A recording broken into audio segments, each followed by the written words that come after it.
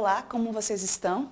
Eu sou a professora Ângela Carvalho, de Língua Portuguesa, e essa é a nossa aula sobre narrativas maravilhosas para o sexto ano. Vamos começar? Bom, antes de iniciarmos o nosso conteúdo, eu gostaria de mostrar para vocês uma caixa que eu recebi, não é? E que por título é meio curiosa, e ela está por título aqui, Elementos Mágicos. O que será que tem dentro dessa caixa que tem por esse título Elementos Mágicos? Vou abrir para que a gente possa ver. Interessante, aqui tem uma imagem de uma mão com uma mão de bruxa segurando uma maçã. Estranho. Aqui também tem algo parecido com o que será isso? Um capuz vermelho? Aqui também tem migalhas de pão e 3 feijões. Como podem esses elementos serem chamados de mágicos? Te lembra alguma coisa? Se você respondeu que esses elementos te lembram os contos de fadas, você tem toda a razão. É sobre eles e sobre os contos maravilhosos que nós vamos falar nessa nossa aula.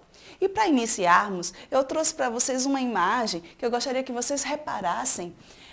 Essa imagem, ela vai falar muita coisa sobre as narrativas, não é? Porque nós temos aí um narrador, esse homem sentado na cadeira, num banco ou num pedaço de tronco, falando, contando alguma coisa. Ele é um narrador, ele narra uma história, ele conta. Os contos, eles têm a sua origem inicial na linguagem oral. Né? E é para toda a faixa etária, como vocês podem ver. Apesar de estarem inseridos dentro da literatura infantil, é uma narrativa que se encaixa para todas as épocas. Agora, por que as narrativas maravilhosas ou também mágicas, elas vão se concentrar dentro do universo infantil, vão ser taxadas como literatura infantil? Não é porque o seu valor é menor, ou porque sua qualidade literária é menor, de forma alguma. Se pensarmos na origem dessas histórias, elas são tão antigas quanto o surgimento da própria humanidade. E o que fizeram, o que foi que aconteceu para que essas narrativas, como podem, na verdade, essas narrativas que venceram o tempo, e venceram também a barreira do espaço, né, atravessando continentes e estando firmes ainda hoje, podem ser chamadas ou consideradas narrativas de baixa qualidade ou fracas por serem infantis. Não. Na verdade, a literatura ela vai ser chamada de literatura infantil não porque está taxando um único público. Não significa que o adulto, o adolescente, você, aluno de 6º ano, por exemplo, não possa mais ler os contos maravilhosos. Não é isso. A narrativa ela é chamada de infantil porque ela dá voz à criança.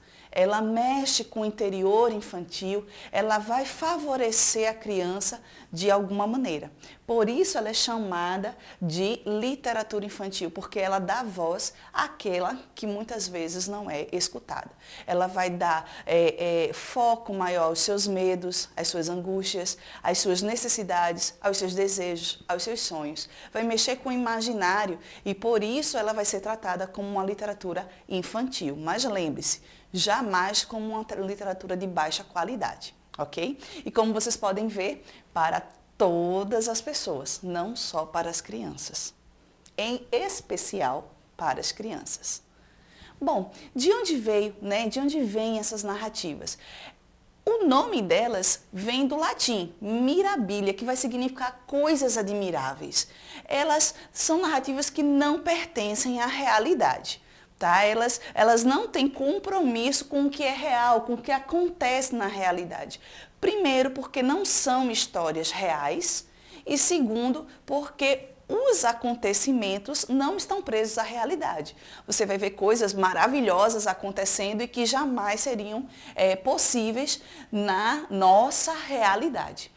Chamamos isso de esfera feérica, esfera mágica, no surreal, onde a interferência de seres sobrenaturais não causa questionamento racional. Veja que interessante, você começa a ler a narrativa e você começa a aceitar, não é, de forma muito significativa, os elementos que estão presentes ali, os acontecimentos feéricos que surgem nessas narrativas.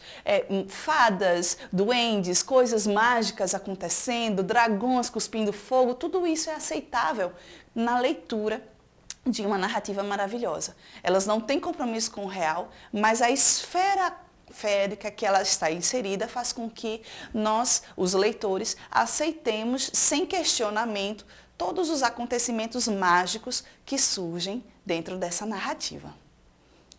Bom, existe uma diferença entre contos maravilhosos e contos de fada. A maioria das pessoas acreditam que sejam a mesma coisa, mas não é.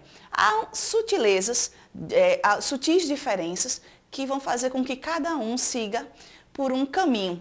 Não é sutil, mas caminhos diferentes. O primeiro deles é a origem, não é? O conto maravilhoso, ele tem origem oriental, não é?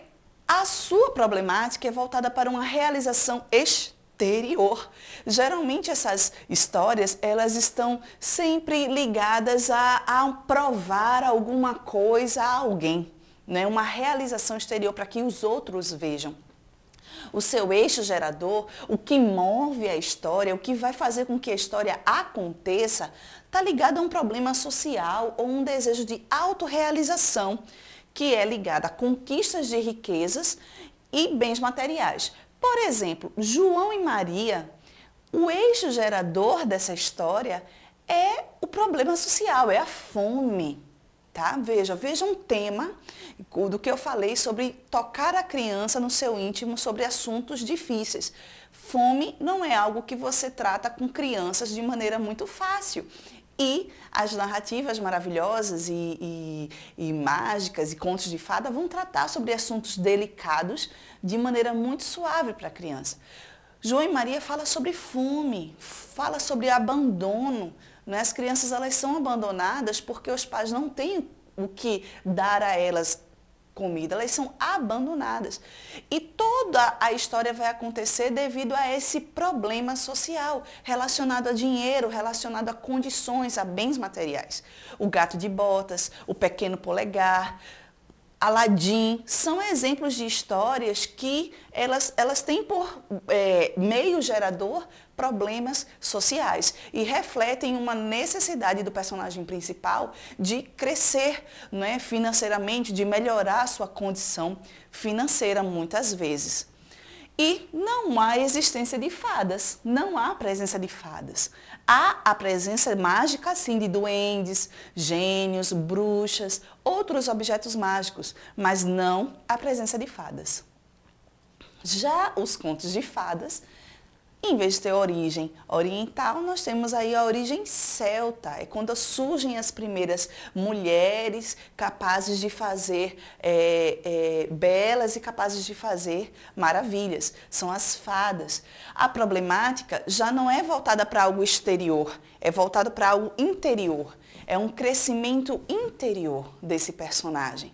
O eixo gerador é a realização interior que está ligada geralmente à união homem e mulher.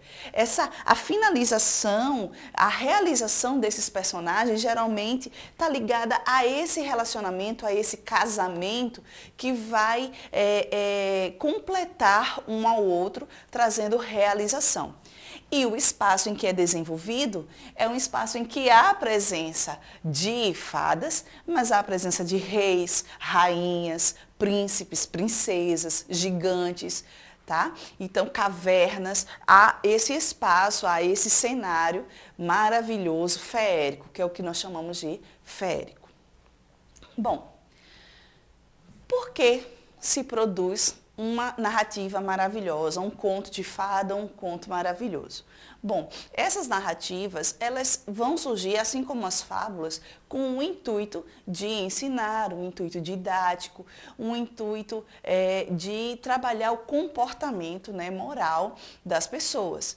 Né? Como elas têm inclinações como ela é voltada para a criança, ela vai trabalhar, né, a criança com essa inclinação sobre o certo e o errado. A criança ela vai fazer a escolha do certo e do errado a partir daquilo que ela tem mais prazer dentro da narrativa.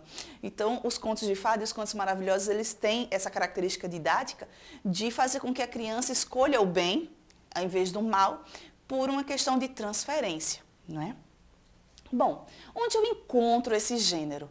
Esse gênero ele vai ser encontrado em livros, livros didáticos, redes sociais, sites diversos e revistas educacionais.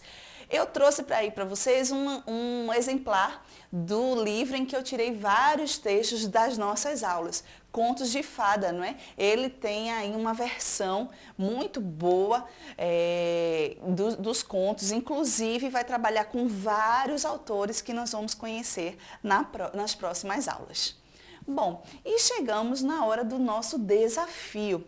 Eu quero que vocês se lembrem da nossa caixa com os elementos mágicos. E eu quero que vocês me digam a que histórias eles pertencem. A maçã, a imagem da maçã, lembra que história? Qual é a história que ela está atrelada? Que elemento mágico é esse? E as migalhas de pão? O capuz vermelho se refere a qual história? E os três feijões? E sobre o eixo gerador, quais dessas histórias que você reconheceu estão ligadas a um problema social e qual delas a uma realização pessoal? É isso, gente. Espero que vocês tenham gostado da nossa aula. Até a próxima. Fiquem com Deus.